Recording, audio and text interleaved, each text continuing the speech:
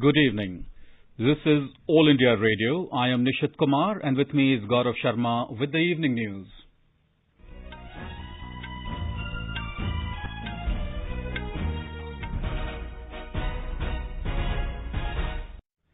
The headlines. COVID-19 recovery rate improves to nearly 75% across the country. Standard operating procedure released for resumption of film and TV shootings amid COVID pandemic. Centre asks states and UTs to include all eligible disabled persons under National Food Security Act. More than 640,000 man-days of work generated by railways under Garib Kalyan Rozgar Abhiyan in 6 states. And virtual hearing mandatory for GST appeal cases for expeditious disposal amid coronavirus pandemic.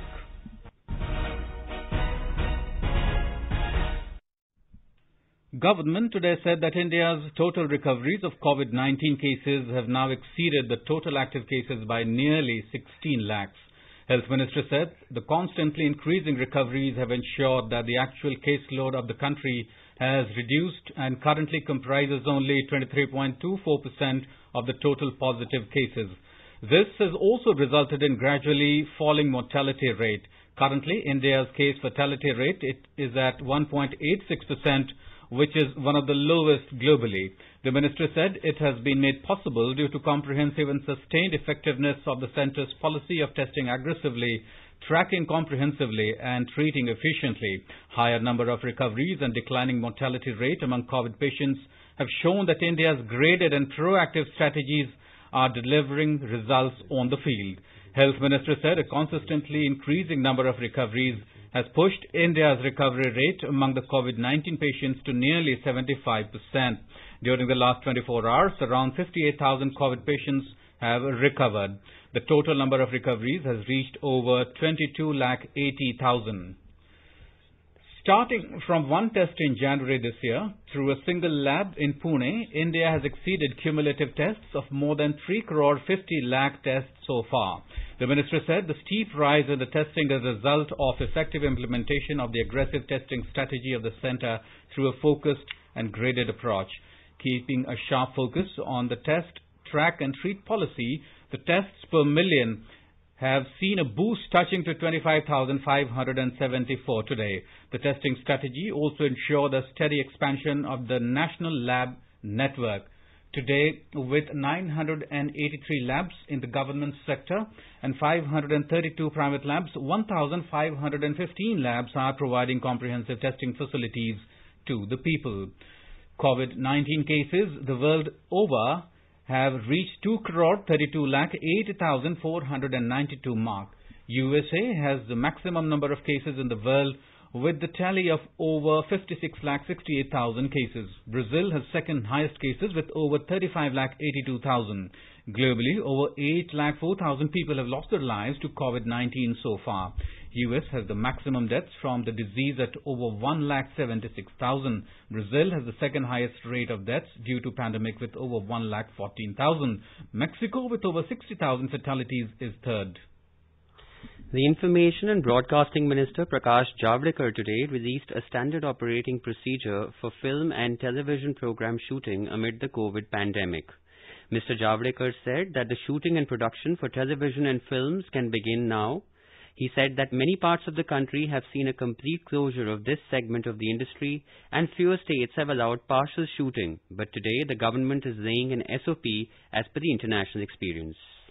Today we are laying standard operating procedure as per the international experience, and with the consultation of Health Ministry and with the consultation of the Home Ministry. Definitely this will be welcomed by each and everyone related to the film industry, because this is important aspect of economy and it employs millions of people and they were not getting jobs for last 4-5 months. Therefore, we have issued this to facilitate now the production activity to resume and in all respects. Contact minimization is at the core of the SOP. Mr. Javadekar said this will be ensured by minimal physical contact and sharing of props. इस SOP की विशेषता ये है कि अब केवल camera के सामने जो होगा किरदार वो नहीं मास्क लगाएगा, लेकिन बाकी लोग जो प्रोडक्शन से जुड़े हैं वो मास्क लगाएंगे, सोशल डिस्टेंसिंग का पालन करेंगे। आज अंतर्राष्ट्रीय जो नॉर्म्स एक तरह से हो गए हैं वो सब लागू किए हैं। मुझे लगता है इससे इंडस्ट्री को एक नई संजीवनी मिलेगी, क्योंकि ये एक महत्वपूर्ण पड़ाव है। हमारे अर्थव्यवस्था की सारी चक्के पहिए शुरू करना है और इससे निश्चित अर्थव्यवस्था को एक गति मिलेगी। Makeup artists and hairstylists must use PPEs. People handling shared equipment must wear gloves. Lapel mics are to be avoided and never shared. There must be 6 feet physical distancing at the shoot locations, recording studios and editing rooms. The scenes, sequences, camera locations, crew position and seating should follow social distancing. There should be minimum cast and crew during the shoot, and the visitors and the audience will not be allowed on the sets. Coordination with local authorities must be done to manage the spectators during the outdoor shoots. Higher risk employees should take extra precautions and preferably not be exposed to frontline work requiring contact with public. Using face masks is mandatory at all public and workplaces. Meanwhile, the film fraternity has welcomed the move for the resumption of shooting and production. Filmmaker Mehul Kumar expressed happiness over the government's decision. बहुत ही अच्छे news है ये film industry के लिए, क्योंकि हमारे कितने technician जो पर डे पे काम करते हैं, जिनका घर उसके ऊपर ही चलता है, तो they all are very happy. हर एक के लिए अच्छा है, छोटे आर्टिस्टों के लिए, छोटे टेक्नीशियन के लिए, बड़े टेक्नीशियनों के लिए भी। और कितनी बड़ी बड़ी फिल्में हैं जो आधी बनी है, किसी की सिर्फ 8-10 दिन की शूटिंग बाकी है, तो काफी पैसा इन्वेस्ट होकर प्रोड्यूसरों का भी उसमें रुका हुआ है। अब एक बस ये ध्यान रखना है कि शूटिंग स्टार्ट हो गए तो डेफिनेट मतलब जो भी रूल्स रेगुलेशन है उसको सही ढंग से ओबे करना चाहिए, ताकि किसी का हेल्थ का प्रॉब्लम नहीं होवे। Kerala confirms 1,908 new COVID cases today, whereas 1,110 persons had recovered from the virus infection today. 5 deaths were also confirmed due to COVID, taking the death toll in the state to 223. The active COVID cases in Kerala rose to 20,330. Amid the COVID-19 pandemic, the Kerala Assembly will convene for a day tomorrow for the passage of the Finance Bill following strict COVID protocol. A report. The 14 Kerala Legislative Assembly's 28th section will also be taking up the opposition UDF's notice for a no-confidence motion against the ruling LDF government. The no-confidence motion is a part of opposition's protest seeking Chief Minister Pinarayi Vijayan's resignation, alleging that his office was linked to the recent case of gold smuggling through the diplomatic channel. The by-election to the Rajya Sabha seat, which fell vacant after the death of the sitting member MP Virendra Kumar, would also be held tomorrow. The voting will be from 9 a.m. to 4 p.m. in the Assembly complex, and the result is expected by 5:30 in the evening. Strict COVID protocol will be followed in this section, including social distancing in seating, restrictions on visitors and officials, and antigen tests for all the members. A medical team would conduct rapid antigen tests on the members early in the morning. For those members who are turning COVID positive in the antigen test and for those from the containment zones, special arrangements have been made. All the members will be provided with a sanitizer, mask and face shield along with a pair of gloves. The public and the speakers' galleries would be closed, and all those entering the assembly complex would be subjected to thermal scanning. Mayusha for AR News from Thiruvananthapuram. Karnataka conducted 40,848 COVID tests today, and 5,938 tests among them were confirmed positive. At the same time, 4,996 persons were discharged from after recovery today. The state has reported 68 deaths due to COVID virus. Bengaluru Urban District leads the state in terms of positive cases with 2,126 new COVID positive cases reported today. Ballari, Belagavi, Devangere, Kalburgi, Koppal, Shivamogga are the other districts that have reported high case loads. The state recovery rate is around 67.9% and case fatality rate is 1.7%. The positivity rate since the last 15 days in the state is 14.4% and 13.8% since the last 3 days. The doubling time of the cases in 21 days as against the national average of 26 days. In Andhra Pradesh, over 32 lakh samples have been tested for COVID-19 so far. 7,895 new COVID-19 positive cases have been reported. At least 46,712 samples were tested in the state during the last 24 hours. 7,449 people have recovered in the state during the past 24 hours' time. 3,53,111 COVID-positive cases have been recorded so far in Andhra Pradesh, and out of them, 2,60,087 people have recovered. 89,742 people are under treatment. In Manipur, 161 people were discharged from different COVID care centers in the past 24 hours, thus taking the recovery rate to 68.92%. So far, 3,616 people have recovered in the state out of 5,246 total cases. Meanwhile, 114, including 47 personnel from the Central Armed Police Force, were confirmed as new COVID-19 positive cases in the past 24 hours. So far, Manipur has recorded a total of 5,246 positive cases, and out of them, 3,616 have recovered. The number of active cases stands at 1,608. The pandemic has claimed 22 lives in the state so far. Nagaland reported 51 new COVID-19 positive cases today, taking the total cases in the state to 3,686. The State Health and Family Welfare informed that of the new cases that were detected, 28 are from the armed forces, 14 from traced contacts, 6 from frontline workers, and 3 are returnees from the other states. In addition, 128 people have also recovered from the infection today. With this, the number of total active cases in the state has reached 1,376, while 2,294 people have recovered. So far, 8 people have lost their lives due to COVID. The Union Territory of Ladakh is gearing up to contain the spread of COVID-19. The UT administration is on high alert with a spike in the number of new cases. Our correspondent says that the number of infections has been rising ever since the Union Territory was opened for visitors. To meet the completion of infrastructure demands in Ladakh, different agencies are bringing skilled and unskilled workers to the region. Along with the workforce, many repatriated to Ladakh. This influx is seen as main reason for increase in number of corona cases in the Union Territory. The positive cases were just at 183 on 23rd of July compared to 720 cases on the same day in August. Similarly, number of COVID-19 deaths rose to 21 during the period. Looking at the rising number of cases, Ladakh Lieutenant Governor R.K. Mathur has reviewed the situation, directed the Health Secretary to expedite establishment of testing lab in Kargil. On the other hand, UT Health Secretary Commissioner Rigzin Sampel visited Mahabodhi COVID-19 hospital to check the arrangements. Speaking after the visit, Secretary Commissioner Rigzin Sampel said, जिला प्रशासन कारगिल या ले की तरफ से पूरी हमारी तैयारी है और मुझे उम्मीद है कि आने वाले दिनों में ये जो कोविड के केसेस है उसमें कमी आएगी, पर कुछ दिन ये केसेस बढ़ेंगे. अगले 1 महीने में हमें उम्मीद है कि केसेस में कमी आएगी. 100% लोगों का हम लोग जो है रैपिड टेस्ट के द्वारा टेस्टिंग कर रहे हैं और काफी हद तक हम लोगों को उसमें पॉजिटिव केसेस भी मिले हैं. बाकी जो ऑर्गेनाइजेशंस है उनके साथ भी हम लोग टच में हैं. अब जरूरी इसमें है कि पब्लिक का भी सहयोग मिले. Lieutenant Governor Mathur instructed the officials for strict implementation of SOPs and preparedness at all medical centers in Union Territory to meet any demand with regard to the COVID-19. Ramesh Chandra, All India Radio News, Leh.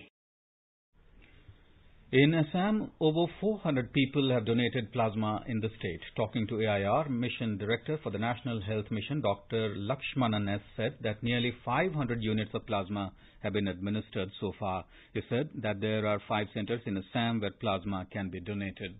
We are totally following the ICMR guidelines and collecting convalescent plasma from the people who were once tested positive for COVID, and after recovery, after completion of 28 days, these people are again called, tested for COVID-19, then tested for the presence of antibody in their serum, and if their blood or serum is having sufficient antibody, such plasma is collected and administered to the people who are in need of such plasma therapy. Over 67,000 persons have been cured so far in the state. Dr. Lakshmanan said that ICMR conducted sero survey in the state. Those people who have never been tested for COVID may also have had COVID-19 without any symptoms. To identify such people, to know the disease burden in the community, serosurveillance, that is presence of antibody in the blood of people, has been already started in Assam, that is in Guwahati and two other districts by ICMR. We are expecting that the ongoing serological survey studies will be completed very soon, and maybe in another 3-4 weeks we will be able to get the report. In our series Experts Speak on All India Radio, we bring you the views of the leading medical experts on COVID-19. Dr. Nandakumar, Professor of Psychiatry, AIIMS, suggested people to stay at home, spend time with family members and practice yoga. Stay at home, spend time with the family, do household work, exercise, listen to music, sing with the family, do yoga, meditation and take care of emotional need of the family. Dr. Anvita Agarwal, resident infectious diseases AIIMS, advised people to not be negligent and stay at their homes. Coronavirus may be invisible, but the number of people affected are very much visible, and the numbers are increasing from day to day. Don't be negligent. Please stay at home. The News Services Division of All India Radio in its bilingual live phone-in program today will bring you a special discussion program on COVID-19. Dr. Piyush Ranjan of All India Institute of Medical Sciences will participate in the discussion. This can be heard tonight on FM Gold channel and additional frequencies from 9:30 p.m. onwards. Listeners can ask questions to the experts on the toll-free telephone number 1-800-115-767. You can also ask questions on the telephone number 011-233-14444 and post queries on our Twitter handle at AIR News Alerts by using hashtag AskAIR. This program will also be available on our website newsonair.com and on our YouTube channel News on AIR Official. You can listen to it on our mobile app News on AIR. You are listening to the evening news on All India Radio. A reminder of the headlines before we move on. COVID-19 recovery rate improves to nearly 75% across the country. Standard operating procedure released for resumption of film and television shooting amid COVID pandemic. Centre asks states and union territories to include all eligible disabled persons under National Food Security Act. More than 640,000 man-days of work generated by railways under Garib Kalyan Rozgar Abhiyan in 6 states, and virtual hearing mandatory for GST appeal cases for expeditious disposal amid coronavirus pandemic. For quick news updates round the clock, follow us on our Twitter handle at AIR News Alerts. The Centre has written to state governments and UTs to include all eligible disabled persons under the National Food Security Act NFSA 2013. The Department of Food and Public Distribution has advised all states and UTs to ensure that all disabled persons who are eligible as per the identification criteria of beneficiaries under NFSA are covered under the National Food Security Act, and they get their entitled quota of food grains under the NFSA and Pradhan Mantri Garib Kalyan Anna Yojana as per provisions of the Act. Those not covered should be covered with fresh ration cards to be issued as per the eligibility criteria. The department reiterated that disability is one of the criteria for inclusion of beneficiaries under the Antyodaya Anna Yojana households, as disabled persons are vulnerable sections of the society. The letter further advised that it is imperative that they are also covered by the states and UTs under the priority households as per the criteria of identification evolved by them. The Atmanirbhar Bharat package of the Government of India is for the persons who are not covered either under the NFSA or any state schemes PDS cards.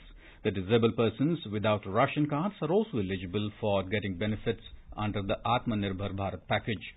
Since this scheme would lapse on the 31st of this month and there is still 1 week left for this, the department requested all the states and UTs that they may identify such disabled persons who do not have ration cards and provide them benefits under the Atmanirbhar Bharat package.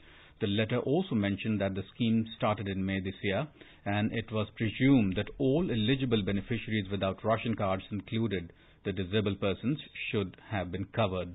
The department said it is understood that the ration lifted so far has been utilized by the states for distributing to eligible beneficiaries without ration cards. It requested states to undertake proactive steps in this regard. Railways have generated more than 640,000 man-days of work under the Garib Kalyan Rozgar Abhiyan in 6 states. The states are Bihar, Jharkhand, Madhya Pradesh, Odisha, Rajasthan and Uttar Pradesh. Rail Minister Piyush Goyal is closely monitoring the progress made in these projects and generation of work opportunities for the migrant labourers under the scheme. Around 165 railway infrastructure projects are being executed in these states. Railway Ministry said 12,276 workers have been engaged in this Abhiyan and the payment of over 1,410 crore rupees has been released to the contractors for the projects being implemented. Railways have identified number of railway works which are being executed under this scheme. The works are related to construction and maintenance of approach roads for level crossing, construction and maintenance of approach roads to railway stations and plantation of trees at the boundary of railway land. Prime Minister Narendra Modi had launched this massive employment-cum-rural public works campaign named Garib Kalyan Rozgar Abhiyan in June this year to provide livelihood opportunities for the large number of returning migrant workers affected by the COVID-19. An amount of 50,000 crore rupees will be spent for building durable rural infrastructure under the Garib Kalyan Rozgar Abhiyan. In our series on Atmanirbhar Bharat today, we bring you a special story on Government e-Marketplace GEM, a special purpose vehicle under the Ministry of Commerce and Industry.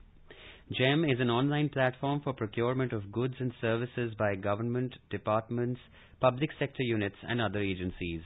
The portal is enabling quick, efficient, transparent and cost-effective procurement, especially in this hour of need when the government organizations require products and services urgently to fight against the COVID-19 pandemic. GEM is a tool to promote maximum governance, minimum government, Make in India, ease of doing business and Digital India. By providing timely payment to vendors, GEM not only ensures competitive rates but also encourages small business units and individuals to do business with government organizations. The government has made it mandatory for sellers to enter the country of origin while registering all new products on GEM. Since its inception in 2016, GEM is continuously working towards the promotion of Make in India initiative. The marketplace has facilitated the entry of small local sellers in public procurement. Presently, more than 7,000 products in about 150 product categories and hiring of transport services are available on the GEM portal. GEM is a completely paperless, cashless and system-driven e-marketplace that enables procurement of common use goods and services with minimal human interface. Villagers, particularly those belonging to BPL families, were a worried lot a few months back as they were apprehending very tough time due to the coronavirus pandemic resulting in prolonged lockdown, but the PM Garib Kalyan Yojana not only bailed them out from difficult situations but also gave them confidence to fight the disease more effectively while following the SOPs. In Jammu and Kashmir, the residents of Dradhu and Gutasa panchayats with 70% BPL population, mostly dependent on daily wage labour and small agricultural holdings in Bhadrawa area of Doda district, are all smiles these days and are expressing their gratitude to Prime Minister Narendra Modi for extending a helping hand to them and looking after all their needs during the lockdown. Dradhu Sarpanch Ashok Sharma thanked the government for the help. मेरा नाम अशोक शर्मा है। मैं इस हल्का पंचायत द्रुडू का सरपंच हूँ। मेरे इस पंचायत में तकरीबन 70% से भी ज्यादा बीपीएल में लोग रहते हैं। तो जब ये बीमारी शुरू हुई थी कोविड-19 की, लोगों ने ये सोचा कि हम भूखे रह जाएंगे, लेकिन हम अपने प्राइम मिनिस्टर जी का शुक्रिया अदा करते हैं कि उन्होंने वक्त वक्त पर लोगों के लिए सहूलियत फराहम की, जिसमें लोगों को राशन भी फ्री मिल रहा है, 2000 रुपए उनके अकाउंट में आ रहे हैं, 500 रुपए जन धन योजना में आ रहे हैं, तो लोगों का गुजारा बहुत अच्छे तरीके से चल रहा है। The Central Board of Indirect Taxes and Customs, CBIC, has asked the GST field officers to conduct hearings in GST appeal cases through video conferencing for their expeditious disposal while ensuring social distancing. In a letter to the Principal Chief Commissioners, the CBIC said the feedback received from the trade and field formations on this indicated that the initiative has helped in speeding up passing of adjudication proceedings. Accordingly, the CBIC has decided to make it mandatory for various authorities such as Commissioner, Appeals, Original Adjudicating Authorities and Compounding Authority to conduct personal hearings in virtual mode in cases related to CGST and IGST. The board added that this initiative would facilitate all stakeholders such as suppliers under GST, importers, exporters, advocates, tax practitioners and authorized representatives. Prime Minister Narendra Modi today shared a video on his Instagram page, an assortment of shots where he is feeding peacocks at his residence during his morning routine of exercises.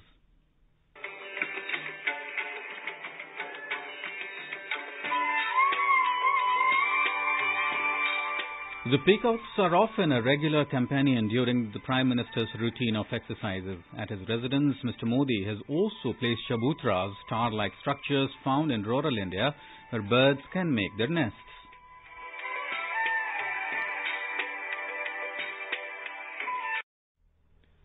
In an exclusive interview with AIR News, Anil Agarwal, Joint Secretary in the Ministry of Commerce and Industry, said that the central government supports industrial cluster and it could support toy manufacturing clusters specifically, and it will be looking at upgradation of manufacturing technology.